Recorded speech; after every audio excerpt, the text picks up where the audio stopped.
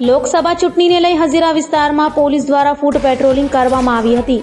લોકસભા ચૂંટણી સમયે અસામાજિક તત્વો કોઈ અઘટિત ઘટનાને અંજામ ન આપે તે માટે પોલીસ સતત પેટ્રોલિંગ કરી રહી છે। ત્યારે હજીરા વિસ્તારમાં પોલીસ દ્વારા ફૂટ પેટ્રોલિંગ કરાયું હતું।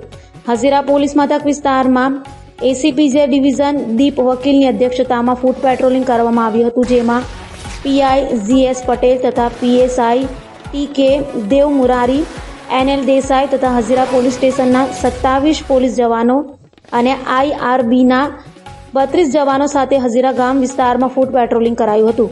હજીરા ગામ સિંગોતર માતા મંદિરથી હજીરા ગામ મેન બજારથી મહાદેવ મંદિરથી બેંક ઓફ બરોડાથી હજીરા ગ્રામ પંચાયત સુધીના રૂટ પર ફૂટ પેટ્રોલિંગ કરાયું હતું। દરમિયાન ગામ લોકોની સમસ્યાના જાણવાનો પ્રયત્ન કરવામાં આવ્યો હતો અને તકેદારીના ભાગરૂપે જરૂરી સૂચનાઓ આપવામાં આવી હતી।